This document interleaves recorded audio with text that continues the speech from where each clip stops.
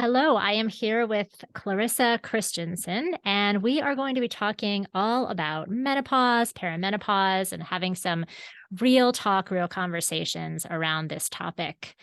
So, first, I want to introduce Clarissa, and she holds a doctorate in neuroscience and an honors degree in food and nutrition from London University. She's a published mindfulness author, health and wellness coach, and experienced mindfulness and qigong teacher. Clarissa teaches classes, workshops, and is a regular speaker at conferences, on podcasts, and at summits around the world. Her podcast, Thriving Thru Menopause, is ranked in the top 2% in the UK, US, and Australia. So thank you so much for being here, Clarissa. Well, thank you so much for having me, Chandra. I'm delighted to be here and talk about my favorite topic, menopause.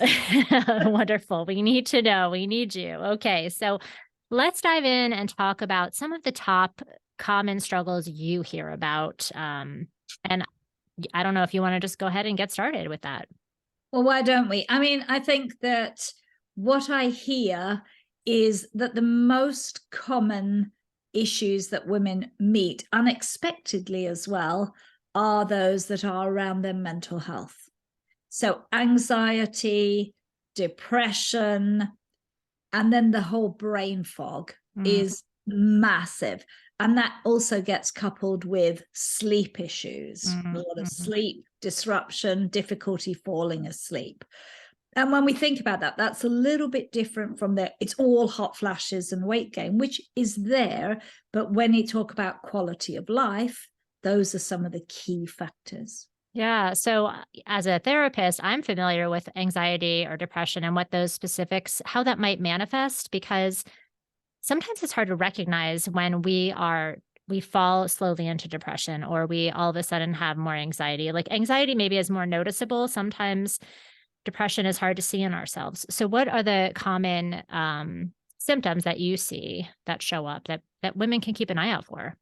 Well, I think firstly that women start to become anxious for things that they've always been able to do. It's interesting that they get anxious about going somewhere new, driving the car, maybe getting much more anxious about a meeting at work or a social function than they thought. So things that we've normally been confident and able to do, we suddenly don't have, and we're waking up thinking disaster is going to happen at every stage. The depression can show up from very mild, sort of mood swings, feeling moments of feeling low. But of course, there are women who can have very severe depression. And I do want to say to the people who listen to this, that if you've had depression or anxiety before, you need to be aware of that. And if it's been severe, say you've had very severe postpartum depression, that can absolutely resurface in the perimenopause years.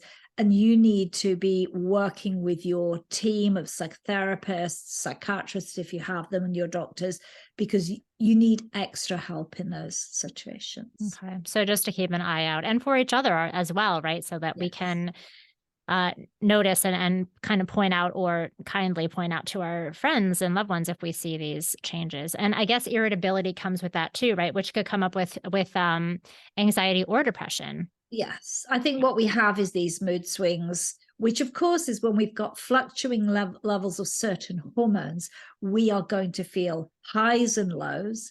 We're also seeing that we make less serotonin, because estrogen is a key component in serotonin production. And that can make us feel more low than we might normally feel. So we also want to maintain a very healthy gut, because obviously 80-90% of our serotonin is made in our gut, not in our brain. Okay.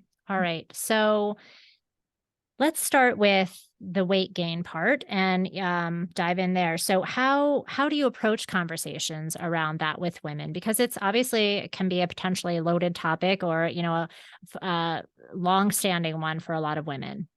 Yeah, I think the first thing with weight gain is to realize that some gain in weight is not abnormal. It doesn't mean that it's obviously going to happen to everybody or that we can't lose it. I think that it's talking much more about being a healthy weight than about weight loss here. And I think when we stop counting kilos, start letting go of the BMI conversation, which is, really quite discredited science. But when we hear it, doctors are always on about those specifics rather than saying, am I a healthy weight? Am I having, a nourishing diet of the right kinds of foods? Am I exercising, and am I getting sufficient sleep and rest? And do I feel okay in myself? And that's much better than focusing in. That being said, we do want to try and reduce this weight around the middle, which so often happens because of the long-term health implications. If we have a lot of weight around the belly, there are higher risks of heart disease. There is more risk of being overweight and osteoporosis. And these are longer term issues. So we want to be talking about healthy weights and trying to keep as much of that, menopause down as we can. Right. So let's talk about some specifics around that. What are the strategies that women can use to stay healthy, to keep that weight in check? Absolutely, Shonda. Well, I'm massive on moving towards a plant-based diet. And I think one of the key things is that is highly supportive. And we're getting more and more conversation around the Mediterranean diet, the Blue Zone diet. Those are good places to start because they're high in fruits, vegetables, and grains. They're going to encourage a good, healthy gut microbiome, which is going to support our mental and physical health. Making sure we're hydrating and making sure that we're eating enough, because an awful lot of women aren't in reality eating enough, and that we're also getting enough protein. Protein's really important because as we go through perimenopause, we will begin to experience muscle mass loss. So that's the sarcopenia, and that's part of aging, but it gets accelerated and we need more protein. So we should be looking for about a palm full of protein in our every single meal in some form, whether that's eggs in the morning or high protein dairy products. We want to be getting that in various forms, whether you're a vegetarian or pescatarian or you eat everything. We want to be getting enough protein. Okay.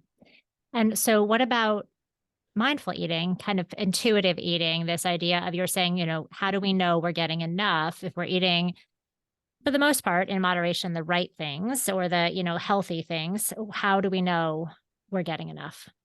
I think some of that is about training ourselves to eat proper meals. I mean, let's start at breakfast, lunch, and dinner. So we want to have start the day with some breakfast, not run all the way through to dinner and have eaten nothing and lived on caffeine and sugary snacks, because obviously our cravings can be higher.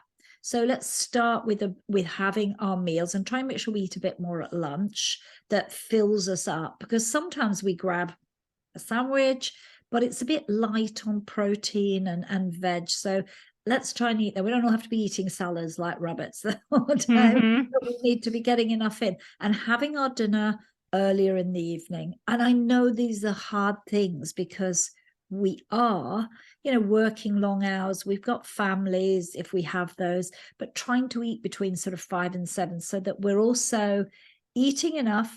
We're eating regularly, but we're also giving our bodies a good rest. So if we finished eating at sort of 7-ish, around there, and we didn't eat again till 7 in the morning, something like that, we're actually doing intermittent fasting without having to do any weird and wonderful stuff. And we're giving the gut some rest.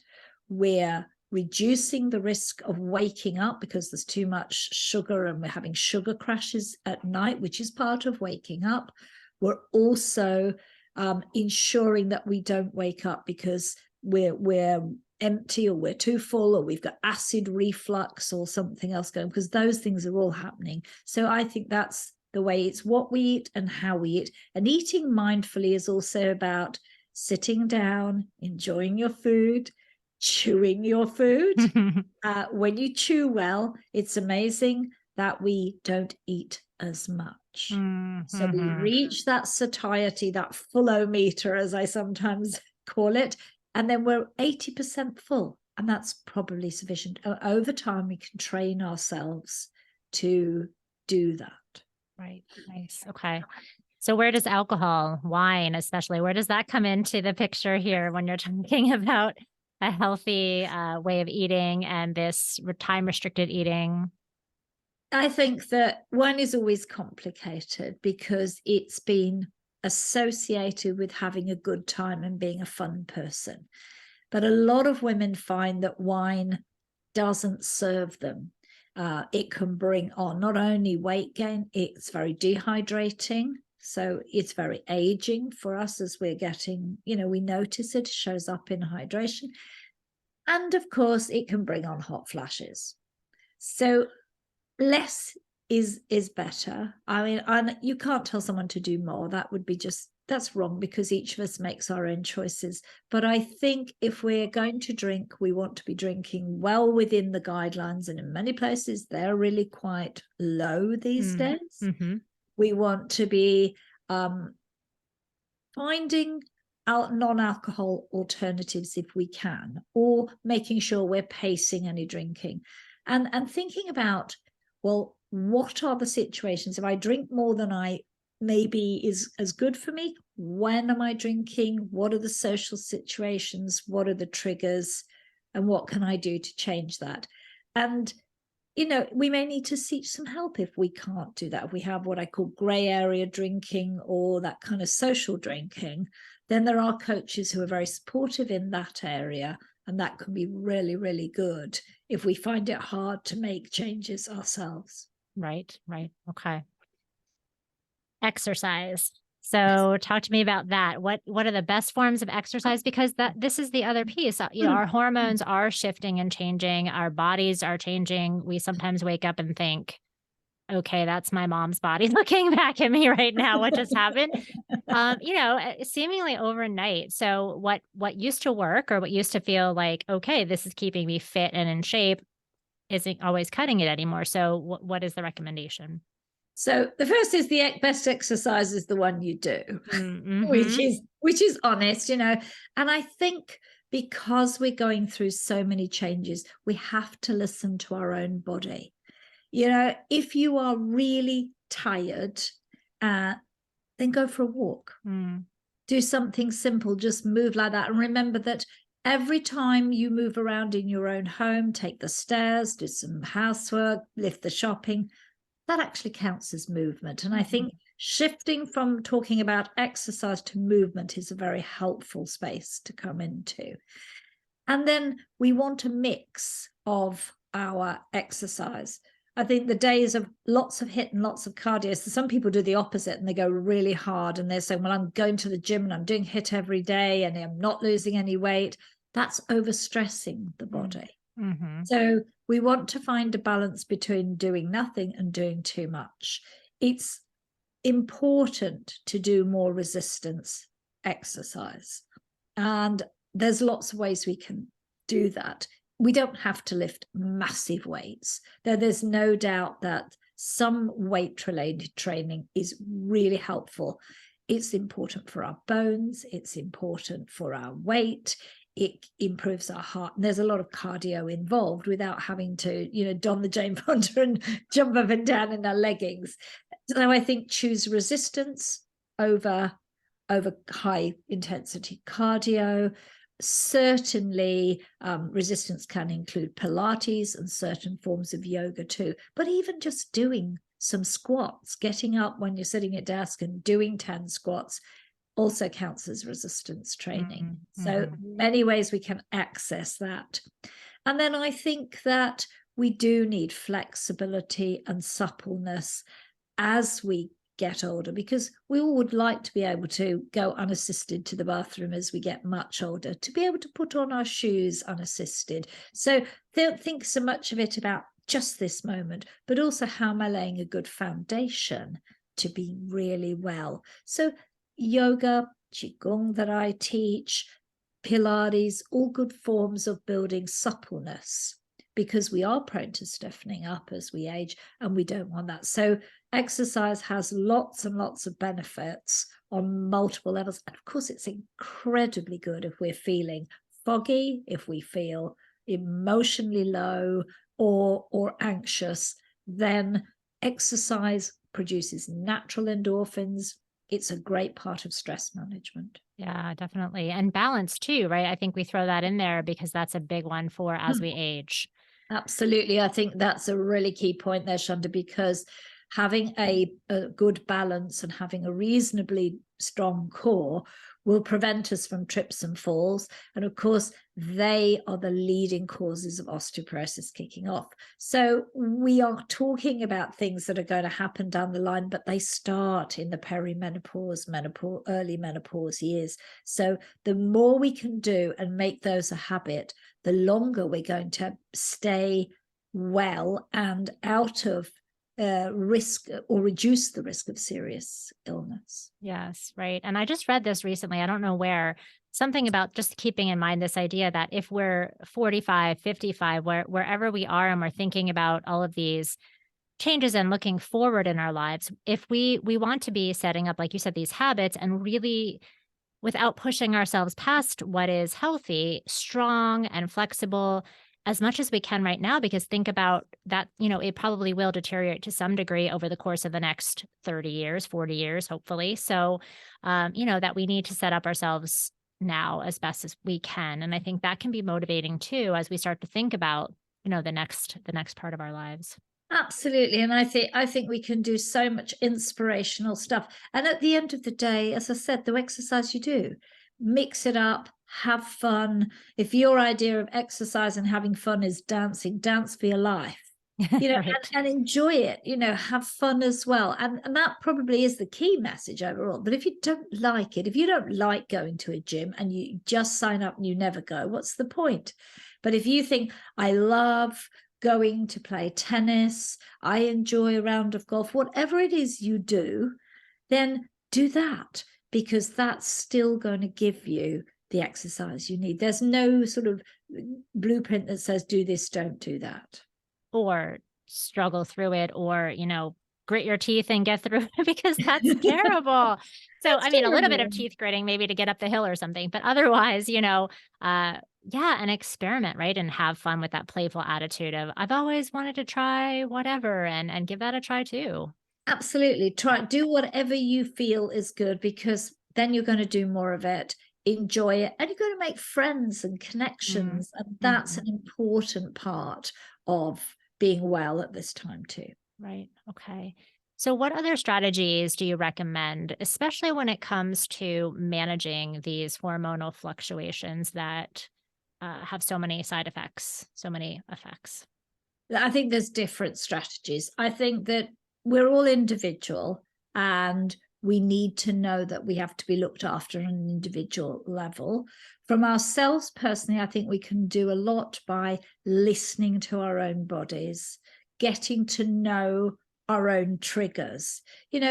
Are there particular meetings that trigger a hot flash? Are there situations where you get flustered and foggy? Are there certain foods that seem to kick off the hot flashes? If you learn more about yourself, you're going to be able to have that situation. The other strategy I always coach with my people is to be empowered to have conversations with your clinician. We can't guarantee that they're all as clued up as we'd like them to be. Mm-hmm. And we have to sometimes steer the conversation more strongly than we might have done in previous years, because Right. we need them to take action, and we need to ask questions. They don't like being asked questions sometimes, but that's beside the point. We need to come with questions prepared. You've got maybe 10 minutes. Come with some questions, your biggest worries, and ask them, and ask for this. Am I a candidate for this? What can you recommend? Etc. So those are the really key questions. And then have similar questions. How can your workplace support you? And you have to eventually find ways to talk with your partner and your family. And if it's easier, start with an easier family member, like a sister or an aunt, if it's hard to talk to your partner if you have a life partner. Mm-hmm. And then, of course, we have, there's a medical side of support, and there is hormone replacement therapy. For some women, that is absolutely what they need, because they have very severe symptoms, or they, as I said earlier, may have mental health issues that must be cared for. Then there is a whole group of women who cannot, for genetic and health reasons, have hormone replacement therapy. For them, they have to seek more support through natural methods. And then there's a whole lot of people who may not want to, and that's fine too. I think the latest figure I saw was that 49% of women don't particularly want hormone therapy, because they can manage through diet, exercise, rest, and maybe things like either herbal medicine or Chinese medicine, get what they require. Yeah. Okay. So I guess what I'm hearing in a lot of what you're saying too is we may need to visit more than one provider to find somebody who is really listening and paying attention and has the wealth of knowledge that we need, because I think, unfortunately, it's not commonplace. And it's making me think of, I saw an interview in the past 6 months or so with a health expert, a man, and not to throw men under the bus. However, the woman that was interviewing him was asking him about talking about menopause, perimenopause, and somebody wrote in and asked a question about, how do I address this uncomfortable bloating I have in my stomach that has shown up around perimenopause and menopause? And he sort of chuckled and was like, "It's fat," and I was really like, "Oh, come on." That really bothered me, because I felt like, don't tell me, and it comes back to that trusting ourselves, Mm-hmm. that it's, I know my body enough to know this is not just fat. There are other things happening and going on. And I think that's the key, is really trusting ourselves, that we know our bodies. We know what's changed. We know what's bothering us. And if somebody or many people are not listening and taking it seriously and kind of brushing it off and minimizing it, find somebody else who is really paying attention, right? Right, totally agree. Yeah. And bloating is not belly. Bloating is that something is not right in your gut for the person to ask Exactly. that. Yes. We are much more prone to IBS and those kind of factors. And in that case, go to a registered dietitian or a clinical nutritionist, because they will be able to help really well in that situation. So yes, sometimes I do think we need to have a team on our side as we go through this stage in life, and a plan. I think that's something we don't talk enough about, is, do I have a plan? What do I really want? Do I want to do this naturally, if possible, like we would have a birth plan? But have a menopause plan, be kind of on the front foot. Who's in my team? Who's going to support me? And how am I going to manage it all together? And I think when we start to do that, we want to take the fear out of it, and we want to know that we're in control and we can, drive this as much as we can. And for 80% of women, that is absolutely totally and utterly the case, that it'll pass in somewhere between 4 to 7, 8 years. It's over. That all? No, I'm just kidding. But for some people, it's a lot longer, of course. Yeah. So, and also in this, I mean, you're talking about this sense of empowerment, really. It's sort of taking control. And sometimes I'm just thinking personally, but also other women I know, then we can go through those moments where we're feeling just tired. Like, it's one more thing for me to research, advocate for myself. I'm just tired. So I guess I would say too, and you can weigh in, is when you have, hopefully you can be taking care of yourself a little bit more too, so that you can create a little bit more of that energy and time around that. And also, when you do have the energy, take action on it, little action steps, right? You don't have to get all the answers all at once. And there are going to be times where you're just tired, and you don't have it in you that day to go out and find those answers. No, that's right. And I'm really big on knowing our energy, knowing where our energy is going. Do we have lots of drainers on our energy? How many of those, if we took a little step back, could we delete, defer, or delegate? No is a very good single answer sometimes. Yes. And that, then we have more energy, and know that some days we go slow. Other days we have more energy. We don't want to drive too hard, and that eventually this does pass. So during these times, we just need to be supported and work within the energy boundaries that we've got. And then things can shift and change, and they do quite dramatically. When we've gone through this stage, we're in the menopause or post-menopause, as we might call it, we seem to feel a bit of a rev up again. We're not having periods. We feel more stable mentally, emotionally, and we then can just take care of ourselves in a different way again. Something to look forward to. Definitely.